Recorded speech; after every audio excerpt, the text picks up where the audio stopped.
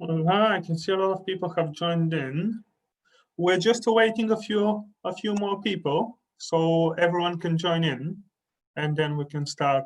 We can start slowly. But in the meantime, hello everyone. If you want to type in or chat anything in, it's absolutely fine. But yes, we're just recruiting people as we go, really, and that's about it.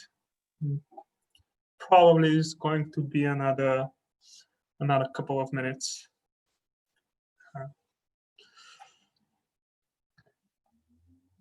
That's it.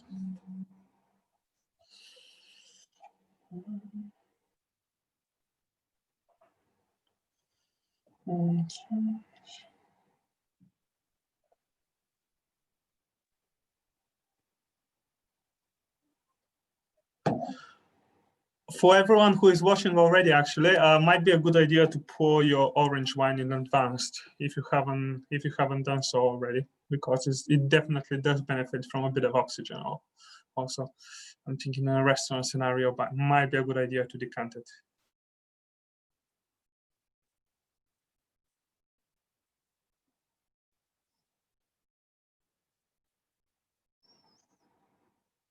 Okay. Well, I think we're nearly there. I think nearly everyone is in already. So we are waiting on like literally 4 or 5 more people. So I'm gonna get started slowly, and yes, whoever is late, they can join as they go. Cool. Well, first of all, thank you for everyone for attending, and I'm very excited to be able to present you some Bulgarian wines. Of course, I am at the moment the head sommelier at Cliveden House, which is, in terms of like from a cellar point of view and from a wine point of view, is very classic. So we do serve a lot of Bordeaux, a lot of Burgundies, even Rhone Valley is considered a little bit kind of like funky and a little bit different. So to be able to present something as a Bulgarian orange wine is really a pleasure. And also thank you very much to the winemakers, who all of them have been very helpful and very supportive in this venture, and any questions that I've had, or if I was to annoy them throughout the day through Messenger or via calls, they would always be reaching back. So funky and rare Bulgaria. Yes, it does sound, I guess, like a clickbait a little bit. The wines, they are funky, they are definitely under the radar, but they are not something that you would not enjoy drinking. They're definitely delicious, in my opinion. And the way that we've selected the wines for today was, what we wanted to do is to present indigenous Bulgarian grape varieties, because in the end of the day, you can have Merlot from anywhere in the world. You can have Cabernet Sauvignon, Chardonnay from anywhere in the world. So something that could make potentially Bulgaria stand out is indigenous grape varieties. Some of them done in a rather orthodox way. Some of them done in a more classical way, but I think all of them are expressing great character and also terroir overall. So before we start with tasting the wines, we're just going to go very quickly, very briefly through the history of Bulgaria and through what the main regions are, officially and unofficially. But also when I'm going individually through each and every one of the regions, I'm also going to be tasting the wine. So it's just, the thinking is that it's not, okay, now is the time to taste the wine and we all sit down and taste. Or you as soon as we're speaking through the region, I think it's a good idea to taste the wines and enjoy. So first of all, starting with a very brief history of Bulgaria. Well, before there were Bulgarians, or before there were any Slavics on our land, so in this part of the Balkan Peninsula, there were the Thracians, and this is where a lot of the regions and a lot of the regions derive their name from, which is the Thracians. They were Asian tribes, definitely hedonistic and definitely tribes that did enjoy drinking wine, did enjoy good food, and did enjoy gold. So some of the oldest gold treasures are found on our lands. Even the oldest gold treasure is to be found in Varna. As you can see, just around here, I mean, I guess back then the Riedel decanters were not that fancy, so they used to use such gold vessels to pour and serve wines. Of course, 3,000 years before Christ, wine was a very different thing, and there were no such laws, or there was no varietal bottling or anything of a kind. But the Thracians, they used to worship the god of Dionysius, who is the god of wine, and yes, it was definitely a big thing back then. Just in between here, in that there's obviously a huge gap in terms of time. I think what's an important bullet point is in 2nd century CE, it was Antonius Pius who is believed to have created one of the first official PDOs, and it was the Lower Thracia, or the Lower Mysia, where he pointed at the vineyards and he explained that these vineyards, they need to be protected, and this is a land only for grapes to be grown. And he even created a little kind of like a recipe in terms of the wines to be grown. As we continue, we start to 681. We have the country of Bulgaria. Obviously, wine develops slowly but surely. Sadly, the first thing that happens is before the 14th and the 19th century is where we go under Ottoman rule. So we are part of the Ottoman Empire.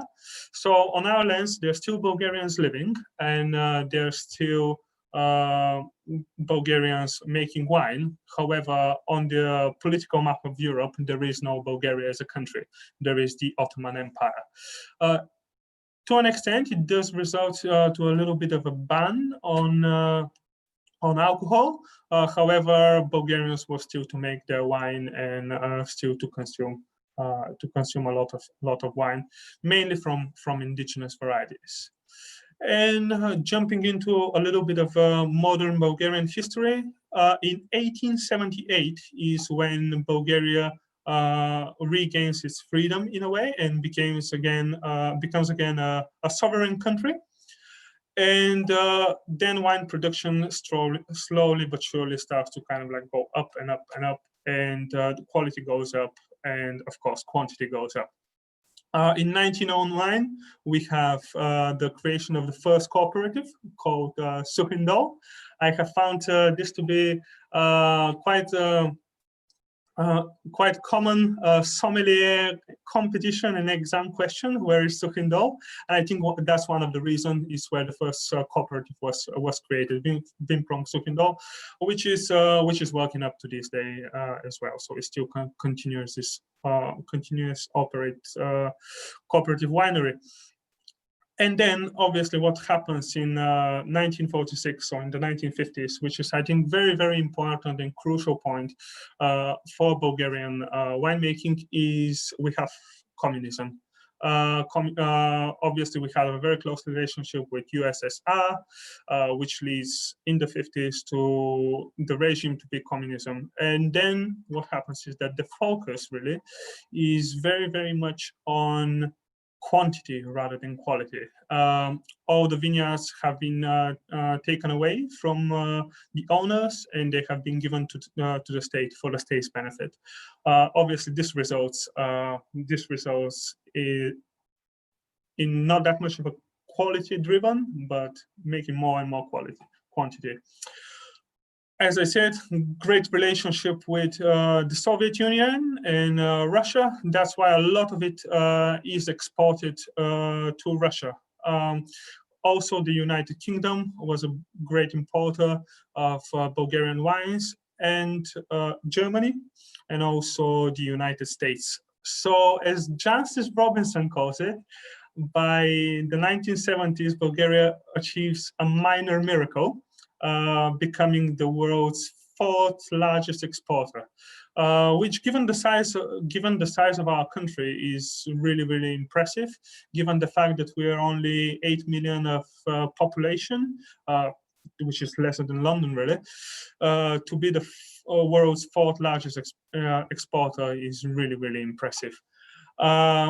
But the wine scene back then was really, really different. In the 1970s, if you think about it, Cloudy Bay hasn't even produced its first vintage, which is back in '85.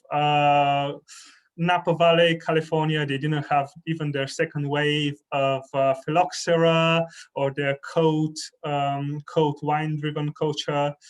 So it was a completely different wine world. Also, the Judgment of Paris, 1976, that hasn't yet was yet to happen. So there's a lot of things to expand the wine world back then. But then the next very, very crucial point for Bulgarians, the history of Bulgarian wine, this is between 1989 and 1991. 1989 and 1991 is when is the fall of communism. So essentially everything is regained back by private owners, private vineyard owners, winemakers, and this is where you see the rise of these small boutique wineries. Maybe some of them would later on expand and become more larger, important wineries on the market. Some of them would remain to private customers. And finally, the most recent point is 2007, Bulgaria's accession to the European Union, is when you have even some support from the EU. There were some barrels. There is some new programs that you could apply for. So this even furthermore encourages the production of Bulgarian wine. Now, following up to the regions. So legally and officially in Bulgaria, there are only two regions, which is the Danube Plain up here in the north in green, and then there is the Thracian Valley up down south in south of the Balkan. So if you look at Bulgaria, these mountains just in the middle is essentially the Balkan range, which divides Bulgaria in two. These are the two official regions, but realistically speaking, there are more than that. And you couldn't say that the wines and the grapes that are produced in this area are the same, like next to the Black Sea, are the same as they're produced in the Struma Valley. So when we speak between ourselves Bulgarian, or when we talk about Bulgarian wines, unofficially we have the Danubian Plain up here up north. We have the Black Sea coast, which is, we have the North Black Sea and the South Black Sea, but essentially we kind of like combine them into one region, which is called the Black Sea coast. Then we have the Thracian Valley. Then we have this small, very, very tiny region called the Rose Valley, which is, as the name suggests, very, very famous for roses and rose oils, but there are some great Miskets and great wines produced as well.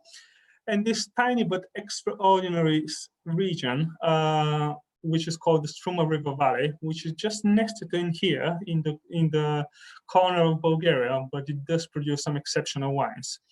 And even if you see, I have put a little grapes where the wines would be coming from for tonight. And we have one wine from the Danube Plain, which will be the Misket.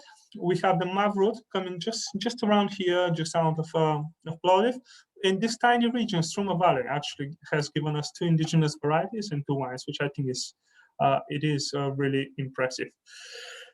And to cap it off, in terms of production, at the moment, Bulgaria has around 60,000 hectares planted with vineyards, but not all of them are planted with grapes for production of wines. Actually, around 25,000 of them are actually dessert grapes. So to put this into perspective, Bordeaux is currently sits at around 110, 115,000 hectares of grapevines. So essentially, Bulgaria is producing a third, or even maybe a little bit less than a third of wine, and has a less than a third of acreage in comparison to Bordeaux, which to extent explains these minuscule quantities, these very difficult to find wines, and that's why, especially at the moment in the UK, it is so hard to put your hands on a nice and good Bulgarian wines, simply because there aren't that many. Well, starting now with the first region that we're gonna go through, which is the Thracian lowlands, which is the where our pet-nat Mavrut is coming from. So I'm having it at in the glass at the moment, and it does open, it does develop really well. So just coming back to where the Thracian lowlands is just here in the just here in the Thracian Valley. So it's nested between two mountains. Is essentially you have the Balkan range, you have the Rhodope chain, and you have this. This is the second largest city in Bulgaria, which is called Broadleaf, and you have a lot of vineyards just planted around here. So different altitudes, different soil types. So you will see that I have put soils for every region that we are going through. Obviously, soils are rather subjective. So in terms of soils, is essentially what is the vast majority of soils. Just thinking about it, you can say that Champagne has chalky, calcareous soils, but if you go down south, kind of like in Côte d'Ivoire, Berkshire, you do find a bit of clay. So yes, I'm sure that you could say yes, there is limestone as well. Yes, there is clay, there is sand. There might be loss as well, but majority what you see is clay and sand. Over 3,000 hours of sunlight, which really, in terms of sunlight, it outperforms Bordeaux, it outperforms California even, and outperforms South Africa. So usually harvests are fairly early, speaking about August. Of course, this having a lot of sun, having a lot of clay, explains to an extent why you would have a lot of Merlot as well. You have early ripening grape variety that loves clay, like Saint-Emilion, for example. There is the humidity is it is fairly dry, but it is drier than London, but it does I think around 500 millimeters of rain per year. But that explains why Merlot does so well. But we're not here to talk about Merlot. We're here to talk about the indigenous varieties of Bulgaria. We have Tamyanka, which is what we call Muscat Blanc Petit Grain. Then we have Rubin, which is a very interesting sort. It's a crossing between Syrah and Nebbiolo. And as you could potentially imagine, this is really, really intense and really powerful. And we have Mavrut, which is probably the most signature grape variety of the Thracian lowlands. It's essentially a thick-skinned red grape variety, and it is, if it's vinified as a red wine, it produces big, powerful, intense, tannic red wines. So how would you make a sparkling wine out of it? Is that would be the question, in my opinion. Well, the grape variety has two clones. One of it has berries which are a little bit larger. It ripens a little bit later, and it has thinner skins, which for a sparkling wine production is definitely what you would be looking for. Otherwise, if you look at the grape variety as what it looks at, that would be the bunch of grape. So if you're thinking of making Blanc de Noir, of Pinot Noir, for example, yes, you do need a gentle pressing. But if you think of making a white sparkling wine from this grape, yes, you need really, really gentle pressing out of that. But we don't have a champenoise method sparkling wine. What we have is pet-nat. So what is pet-nat? Essentially, just to take it from the beginning. How do you make white wine? You grow some grapes, you crush them, then you press, you extract the juice out of them. So you could grow white grapes or red grapes. The essential is that it is important to extract, gently press and extract clear juice out of it. Then you ferment. Then our alcoholic fermentation starts, where you have yeasts eat the sugar and they produce alcohol and CO2, and there you have the white wine. If you choose to make a champagne, you would bottle that white wine, add more sugar and yeast. It will ferment, create a second fermentation in the bottle, and the CO2 will be trapped, and this is your champagne. In the pet-nat method, or as they say, pétillance naturelle, or it's also known as méthode ancestrale, when you chill the vats, or when the temperatures become lower, the yeast become dormant. So halfway through fermentation, they actually become dormant and they stop acting. So you bottle that wine before fermentation has finished, and then after you bottle it, fermentation occurs once again. And this is how you trap the CO2 into the bottle. So it's another semi-bottle fermented method, if you say, of making sparkling wine. It is produced by a very, very new project, these two gentlemen called Georgiev and Milkov, which they're Bulgarian trained with international experience all across the world. They came back in 2014 to start this project. They did start fermenting Mavrud and also Rubin as a red wine, but in the recent years they've decided that they want to do a bottle fermented sparkling wine, and this is what they come up with, which I think is delicious. The way that Radostin actually explained it to me, and I really, really liked it, it's not a wine that you would drink it and then stop, think, and interrupt your conversation, just kind of like be very, very focused on the wine. It's something that you would go out, you will have a glass of fizz, a glass of bubbles with your friends, and just enjoy a glass of sparkling wine, really. It's not something to think about it and to drink it. However, just going through the flavor profile, it does have a good bit of red berries driven, like raspberry or strawberry, but it does have like that pear drop and that quince. It does have a little bit of brioche because the wine actually spends 4 months on the lees, which gives it another layer of richness, another layer of flavors. In terms of the production, entirely wild yeast fermented.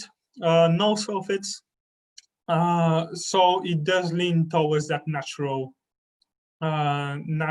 style of red wine without being overly funky, in my opinion, and without having any flaws, really. Because I guess nowadays when you say to someone natural wine, sometimes they look at you with a frown, and yes, some of them can be below expectations. Then I hope everyone has tried and they did enjoy everything. The Mavrud. We're gonna move forward to the next wine, which comes from the Danube Plain. Obviously, as the name suggests, the Danube Plain is pretty flat in terms of altitude, flat as a pancake. It does come up north in Bulgaria, from just over here, next to Cliveden, where is one of the institutes and one of the universities for where a lot of the grapes have been crossed. The vineyards are located next to the village of Petrnica. It is a major wine region. It does produce a quarter of Bulgarian wines, and very, very important that the diurnal amplitude is pretty high. So even in the summer, when you could have 40, 42 degrees Celsius during the day, your your night temperature would be 16, 15, sometimes even 14. So this does affect the ripening and the ripening of the grapes, and that's one of the reasons that you have a lot of aromatic varieties, a lot of German varietals that could work there. So that would be Riesling, Traminer, Muscat Autumnale. Gamza essentially is a red grape variety, what is actually Kadarka in Hungary. So this is what we call Kadarka in Bulgaria. I think here is a little bit more used towards kind of like high yielding, high quantity wines, but there are some producers that make outstanding them. So lots of limestone and loess overall. And now coming to the variety, which has the melodical name of Kailushki Misket, which I haven't met a person who is not Bulgarian so far who was able to pronounce it. So if you can, please do.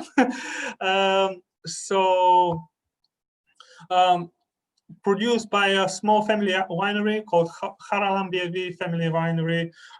Very, very new project. On the Bulgarian scene, it started when Dimitar Haralambiev in 2009 planted Cabernet Sauvignon. It did expand throughout with different grape varieties and different sorts, lots of trial and error. But at the moment, I think they're producing some outstanding examples. I think their Kailushki Misket is essentially a more elegant and more restrained example of what Kailushki Misket would be. And the reason behind that is because they do harvest it a little bit earlier than they should. Just getting a little bit geekier here, it's a terpene-driven variety. So it is very, very aromatic. It does really leaves out of the glass. But when you harvest it a little bit earlier, it doesn't have that intensity and that aroma extension to leap out. Now, if you're thinking about Kailushki Misket, it does resemble a little bit the name Muscat. You would think, is there any relevance with Muscat grape variety? Generally, Misket and Muscat as a variety, they're not connected. But in Bulgaria, we have a lot of different varieties called Misket. So Kailushki Misket is actually a crossing. And now we're going to follow something that looks a little bit like a chef's recipe, really. So this is how it all gets on. So essentially, we have Muscat of Hamburg and Villar Blanc, which are the two parents of Kailushki Misket. Going back even further, Muscat of Hamburg, I think, is a crossing of this very classical Muscat of Alexandria. And of course, Trollinger. Trollinger is variety. You see it in Germany quite a bit in Württemberg, or you can see it in Trentino Alto Adige under the name Schiava Grossa.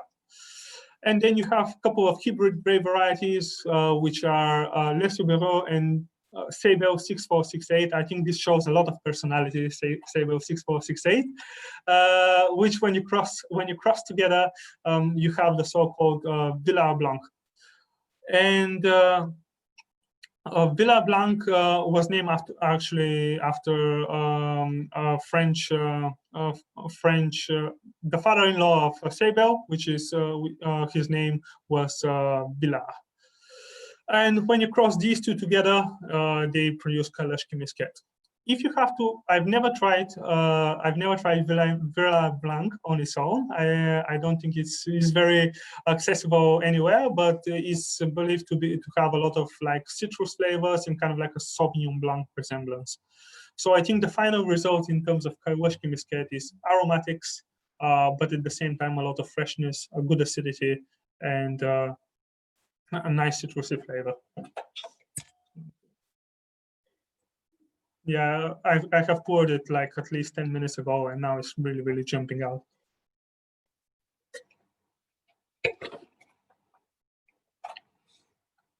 It almost, in my opinion, if you taste it blind, when you know that you would think you are going somewhere Torrontés, Viognier, but just that acidity is kind of like what puts it aside. Just here on the slides, we have Dimitar Haralambiev and his wife, and here we have the vineyards. Actually, these are the actual Kaiwashki Misket vineyards.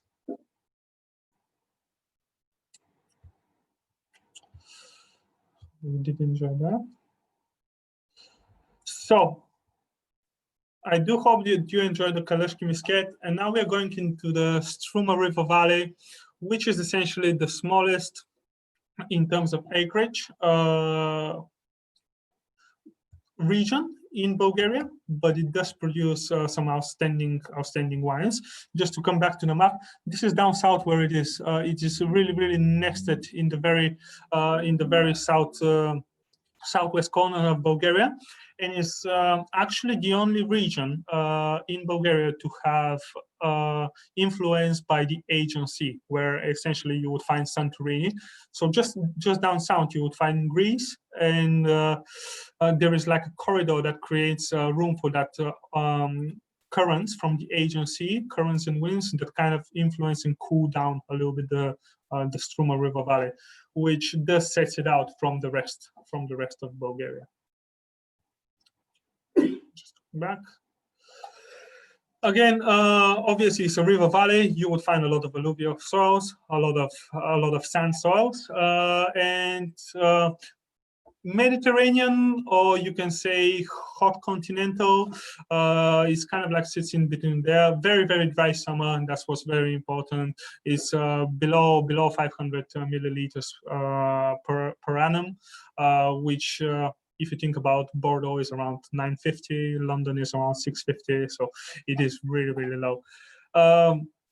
We would taste two of the indigenous to the area grape varieties. One of them is Keratsuda, which is quite a lot overlooked. We would taste Broadleaf Melnik, which we will find out exactly why is it called the exact way. Then we have Sandansky Misket, which is not related to Musca and is a different grape variety. And then we have early Melnik, which is essentially a crossing of the broadleaf Melnik. Orange wine next. I think that's out of the four wines is the wines that it needs time to develop in the glass. It needs air. Just thinking about it, potentially in a restaurant scenario, is something that you would decant or something that you would swirl a lot.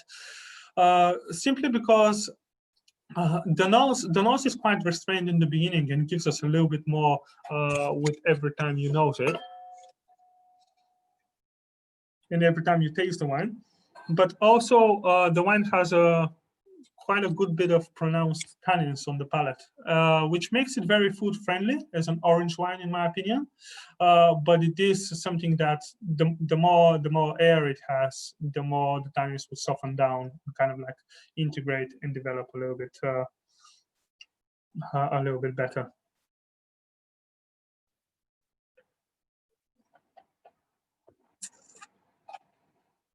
This one comes from a little bit higher altitude, which is around 360 meters, and it's produced from the indigenous grape variety called Keratsuda. Now, Keratsuda is often overlooked by Bulgarian winemakers and by people in general, because it does produce these very approachable, very entry-level white wines that haven't got much character and haven't got much flavor or length to it. Then we have Libera Estate, which is now headed by this gentleman called Zhivko Enchev, who used to be sommelier of the year in Bulgaria. And what they did in the concept is, okay, how do we take Keratsuda and actually make people taste it again and just believe in the grape variety? And they decided to vinify it as orange wine. And I think there's definitely a success. Is definitely something that has a good bit of length. It is something that is a little bit more food flavored. Just from a sommelier perspective, it is something that can be paired well with poultry, white meats, or even with truffle risotto or something that has a little bit more intensity to it and a little bit more flavor. Of course, this is something that has a lot of time on the skins. I think 45 days. It is something that has extended period of time on the skins, which gives additional flavor.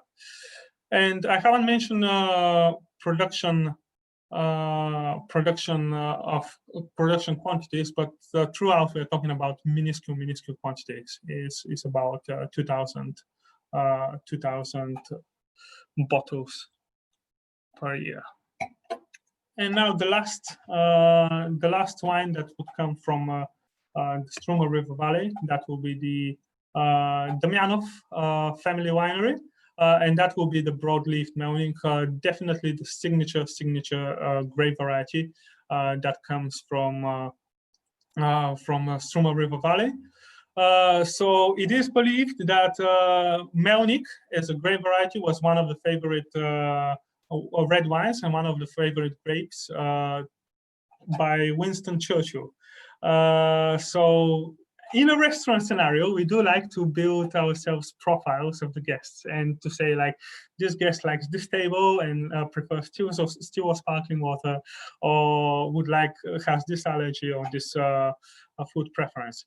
So thinking about Winston Churchill in general, all of us, we know, I think, that he did love Pol Roger and he had a very good relationship with Pol Roger champagne.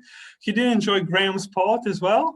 So we could add Broadleaf Melnik to his array of preferences. So it could be even a how do I say, a three-course menu, starting with Pol Roger champagne, having some Melnik afterwards, and finishing off with Stilton and Graham's Port. Why is it called Broadleaf Melnik? I think this picture kind of like summarizes it a bit. It does have really broad leaves, which to an extent help it out to protect the grapes and protects the vines from the sun. Also, I think this is one of the, or if not the only one, varieties, probably one of the varieties in that produce red wine in Bulgaria that hasn't got overly intense alcohol level. So we're speaking only at 13%. So I have heard in the past, sadly enough, that you could have Bulgarian wines that are 14.5, 15% throughout.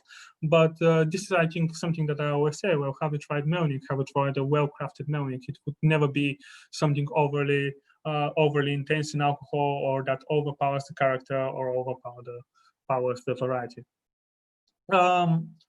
In terms of production methods, we have just 2,000 bottles again.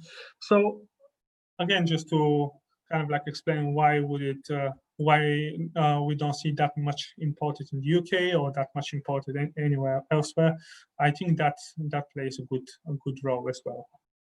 In terms of flavor and aromas, it is red fruit driven. It does have that earthy character, but it does have a little bit of spiciness, a little bit of leafiness on it, which gives a nice complexity to it.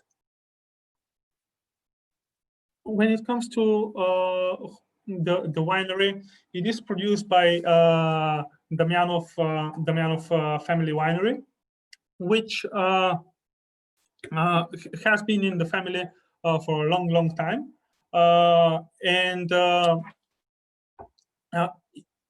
there was a participant in the World War II, whose name was Prokop Marinov, and he was the one who planted the vineyards.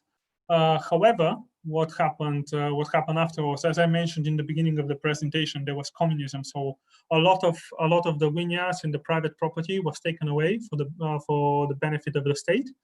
So they have lost the vineyards, but afterwards, after the 90s, where democracy came, they regained, and his son-in-law Janusz, he was instrumental in regaining control and redoing the vineyards and restarting the production of their family winery.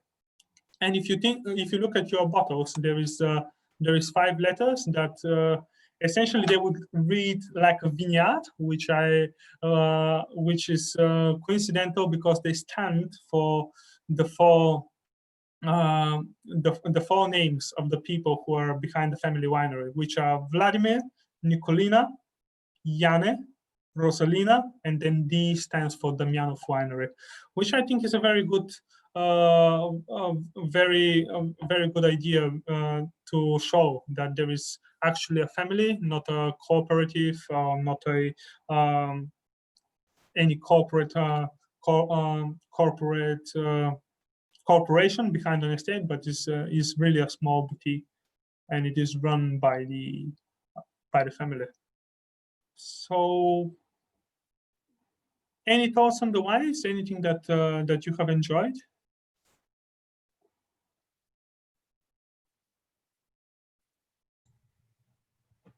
I think the wines are delicious. Thank you very much. Thank you very much, Pete. Fantastic selection. I'm really impressed. I thought the pet-nat was delicious, and I think your description was great. You know, it's not serious wine, but it's delicious. It's fun, it's attractive, and I'm just thinking I'm going to go and show it to my wife because she can be quite picky about wines. I thought the Misket was lovely again. It's got that sort of grapey character without being maybe over the top. Like I think sometimes Muscat family can be a bit too much for some people, and really lovely. The orange wine I thought was delicious because they've done a really brilliant job of handling the phenolics. It's not bitter, it's not astringent. It's really tasty wine. And I have to say, that's one of my challenges with orange wine often, that you think, oh, this is interesting, but it's bloody undrinkable because the phenolics, you know, I've had a wine that at 10 years of age, the tannins were just beginning to, or the phenolics were just beginning to settle down. So I think lovely. And then this last one as well, just, you know, it is, I see exactly what you say. It's a little Pinot-esque, it's soft, it's easy, not super complicated, not super dense or intense, but actually a really nice drink. And for me, it's an absolute revelation. You know, I'm probably guilty as anyone else, apart from Carolyn here, obviously, who probably has a slightly narrow view of what's going on in Bulgaria. And I think you've done a fantastic selection here. So brilliant. Thank you. So can I maybe chime in, as my name has just been mentioned? I mean, it's really, for me, it's really turned around in the last 3 or 4 years in Bulgaria, where it's just become so dynamic. So many people sort of experimenting. And maybe that's one of the advantages of actually only having those 2 PGIs and not being hidebound by lots of PDO restrictions, because the PDO rules are just so arcane, nobody can use them. So it means that everybody is experimenting with different blends, different approaches. So, you know, natural winemaking, orange, amphora, rescuing the indigenous grape varieties like Karatsuda, which was down to about 10 hectares at one point. You know, so there's so much going on in Bulgaria, and there's, you know, because now Bulgarians actually drink more wine than is exported, which is quite a turnaround for the country. You know, some of these more interesting wines are really hard to find, but this is a really fascinating lineup. The pet-nat Mavrud, as I said on the chat, you know, when it was first sent to me, I thought, funky pet-nat Mavrud, and it sat in the fridge for weeks before I kind of plucked up courage to open it, and the family all just loved it. So it's become a bit of a favourite. And maybe my view on Broadleaf Melnik is that it's a bit Nebbiolo-like. You know, I think it tends to have firmer tannins than Pinot Noir. So I'm just wondering what other people's perspective on that might be. Yeah, I've agreed almost entirely with what Caroline and Peter have said. Well done, Peter. I agree with you, and it's always lovely to have such an expert in the chat. So, Caroline, you're a bit of a hero of mine. So, Good stuff. I agree very much. First of all, talking about the Broadleaf Melnik, I felt that too. It has that kind of crunchy edge, like it's like a Pinot Noir with a Cabernet Franc dark side, and it has that kind of slight that at odds edge that maybe Vespaolo or Barbera from Piemonte has as well. And there's something quite Italianate, I think, of a lot of these varieties. So it's not surprising when I discovered that Rubin was a cross between Nebbiolo and Syrah, that there seems to be a satisfaction and an interest by the modern scene in Bulgaria to go for sort of Italianate styles of wines, including the whites, I think. You know, in Italy, you've got white wines from the south, which are very broad and textural and very low in phenolics and aldehydes. And you've got those very aromatic, kind of fresh, zingy ones from the Alps and Colli and Collio and all those sort of places. And I think that in four wines, Zareh, you've expressed and shown a very, very positive side to a country that I think virtually no one really has bothered to, up until now, to really look at. And I think you deserve a lot of credit for today's tasting. It's been really, really good. All four wines, I agree with Peter and Caroline, have been delicious. The pet-nat, I mean, my wife is less fussy than Peter's wife, but she liked it too. I thought the orange wine was particularly successful. And I had a side chat, I don't know if it was on bar with Caroline, about talking about volcanic soils. And Caroline mentioned that there is volcanic soils in Struma, where she apparently seems to be right now. And I agree that I quite like natural wines. I quite like wines fermented on skins when they're not trying to make the wine smell nice. It's all texture, isn't it? I mean, you know, you're making a red wine out of a white wine. So, you know, if you drink some of those crazy wines from Istria, made from countless blends or been on skins for 2.5 years in, you know, Razhanich's Chardonnay and things like that. And these wines are about mouthfeel and texture. And I can only guess how exciting the food culture is in Bulgaria just from the wines you've got, because they all seem very, very geared towards food. So that's my next step. I better get down there and fill my boots. Well, thank you. Yeah. Thank you very much. I think it's very important for each country and for each region in general to kind of like find a way to work with its indigenous varieties. Just in terms of the selection of the wines, there was a wider range of wines that we could have put on. Some of them performed better than the others, and so on. Even there was a silver medal of the Canada World Wine Awards, which was actually a Merlot. So just thinking about putting in such tasting, I don't think Merlot generally as a grape variety or generally as a style would have fit as much in terms of presenting Bulgaria's character and what you could have done as Bulgarian wines. So thank you very much for the feedback. I'm very happy that you have enjoyed it. And is there any other one is there anyone else who would like to have a question or just chime in?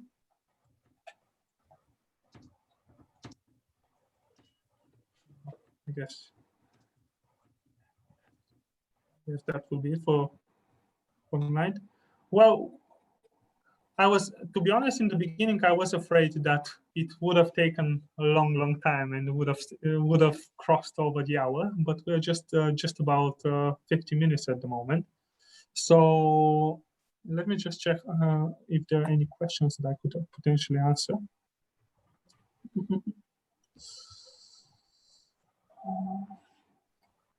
That's a good one. Sorry. Do you find difficulty for a guest in a restaurant to select Bulgarian wines due to pronunciation? Do you find it hard sell? Well, generally, I think yes. The name can make a wine sale more difficult, but at the same time, you have Egon Müller Schwarzhofberger, which I wouldn't say is the easiest name, or Karthausen Hofberg, or Ungeheuer from Von Bio, which are not the easiest name to pronounce, and I think they do sell and they do perform really, really well. I think what is important is to find a dish with the chef where the wine and the food in a restaurant, they work really, really well, and then once you present that to a guest in a wine pairing, or if the guest trusts you and say, yeah, just let's have we were gonna have a glass of with each course, sommelier selection. Once you have performed well, then the attitude towards Bulgarian wines become much more different, and not only towards Bulgarian wines, but towards wines that you wouldn't necessarily pick on your first choice.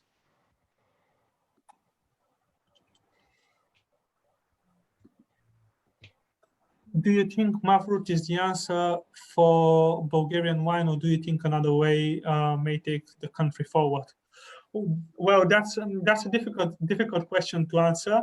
I think Melnik performs better and better and better throughout the years.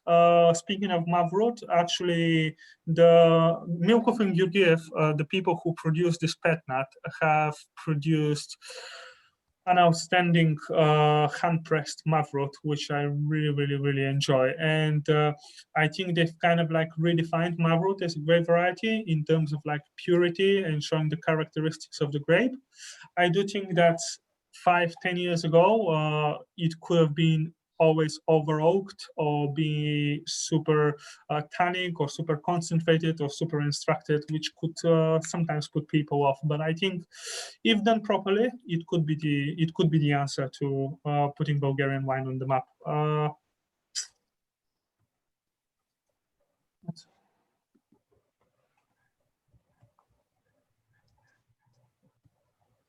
What will be your favorite pairings with these wines? Oh, that's a very good question. Melnik, I think this Melnik, it doesn't have too much power in terms of a red wine. So something like a hare or something like a duck. I think like a duck cranberry sauce and a gratin of potatoes, for example, would be a very good pairing with the Melnik. As I've mentioned before, on the orange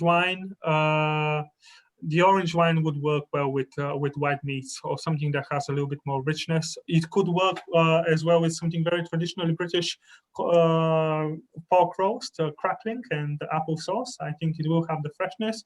The tannins will soften down because of the fat, so that would work really well together. When it comes to Kailash Miskets, I think there is no question about that. Definitely shellfish, definitely fresh fish. Especially in Bulgaria, if you go on the sea coast, we do have a lot of fresh fish. We do have a lot of good shellfish, mussels that could work really well. And I think the Kailash Misket is probably the best example of Kailash Misket I have encountered so far. So very good for that. And then the pet-nat, I think the pet-nat what would pair well with is other people. I think pet-nat is just to enjoy the company of the other people and to be more focused on having good time with the others rather than just purely focusing on, okay, what is in the glass, what is going on, is this working well with the pairing, maybe the time is maybe the phenolics. So no, I think the greatest pairing for the pet-nat is good company.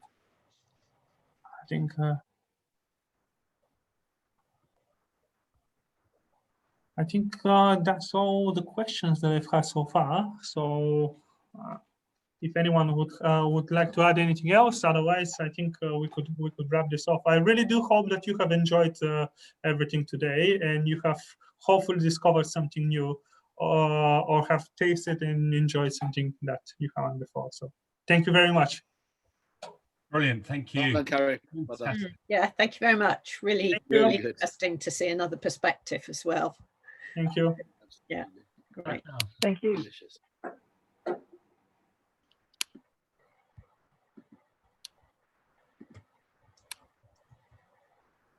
Thank you very much, Zareh. Thank you.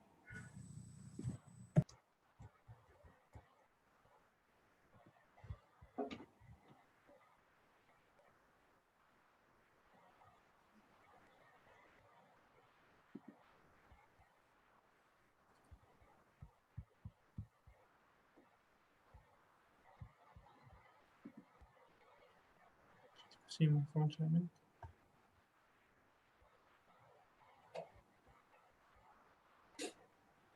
Thank you, Diego. Thank you very much. Thank you, Zareh. He was excellent. Thank you. Thank you, and thank you for such a delicious wines. I can see the winemakers are all here, so thank you very much for making all this possible. Because I mean, without the wines, there will be nothing to talk about at all.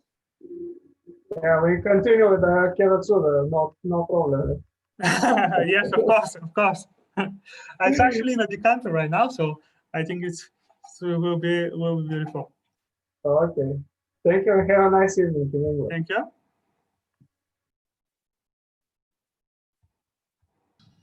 Thank you, Zareh. That was a very interesting presentation. Thanks thank you. for the opportunity. And thank you very much for your help, because you have been very, very helpful in making this. You are always welcome, especially for the future of the Bulgarian wine. That's Hopefully, yes. Hopefully, it's a bright future. Yeah. great idea. Oh, we're trying. That's what we are doing, or we are trying to do. Yeah.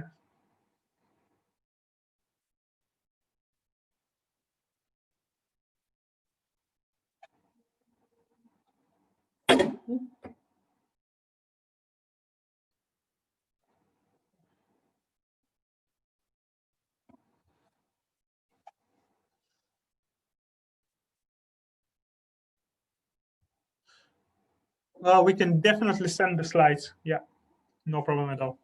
Thank you, guys. Cool, that would be interesting. I couldn't take notes of everything, so yeah. No problem at all. No problem. Cool. I think that's about it. Well, stopping to share screen actually, and I think it's only 4 of us. Well, have a good evening. Thank you very much. I hope you enjoyed today, and I hope you enjoyed the wines as well. Yes, very interesting. Cool. Good. Always interesting to discover new things. So yeah, thank you for the good selection. It's not another Cabernet. No, definitely not. Thank you. Thank you. Bye.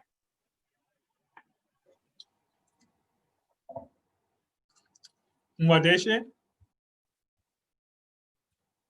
Samo bagietę ustawmy. To owcie rekorda.